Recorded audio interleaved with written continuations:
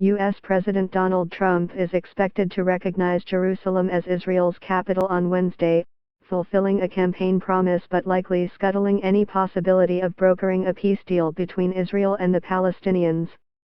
While the process of moving the U.S.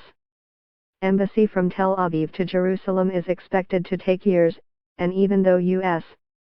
Secretary of State Rex Tillerson cautioned on Wednesday to listen carefully to the entirety of the speech Trump was planning, there was widespread concern and condemnation outside the Middle East in response to the American declaration. British Prime Minister Theresa May said she intended to speak to Trump about the status of Jerusalem, which she said should be determined as part of a settlement between Israel and the Palestinians.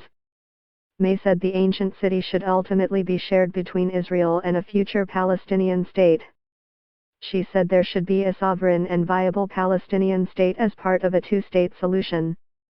The status of Jerusalem should be determined in a negotiated settlement between the Israelis and the Palestinians, said May. Jerusalem should ultimately form a shared capital between the Israeli and Palestinians. Earlier, British Secretary of State for Foreign Affairs Boris Johnson says the decision clearly makes it more important than ever that the long-awaited American proposals on the Middle East peace process are now brought forward. Johnson said Britain had no plans to move its embassy. China has expressed concerns over possible aggravation of regional tensions in response to the expected U.S. announcement. Zheng Shuang, a spokesperson for the Chinese Foreign Ministry, said Wednesday that China would monitor developments on the issue. Shuang said the issue of Jerusalem's status is complicated and sensitive and all sides should focus on regional peace and tranquility, act with caution, and avoid sabotaging the foundation for the settlement of Palestinian issues and triggering new confrontation in the region. China has provided the Palestinians with financial and technical aid, but it also has built stronger ties with Israel, providing a large market for Israeli technology. China says it views both Israel and the Palestinians as important partners in its One Belt, One Road initiative, a mammoth Chinese-funded push to develop transport routes including ports, railways and roads to expand trade in a vast arc of countries across Asia, Africa and Europe.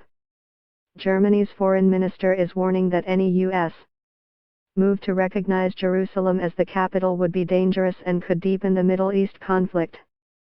Sigmar Gabriel said Tuesday that recognizing Jerusalem as the capital of Israel does not calm a conflict, rather it fuels it even more, and that such a move would be a very dangerous development. Gabriel told reporters at NATO headquarters in Brussels that it's in everyone's interest that this does not happen. Gabriel said Germany and its European Union partners continue to support a two-state solution between Israel and the Palestinians. Predictably, some of the fieriest reaction came from Iran, whose nuclear deal with the U.S.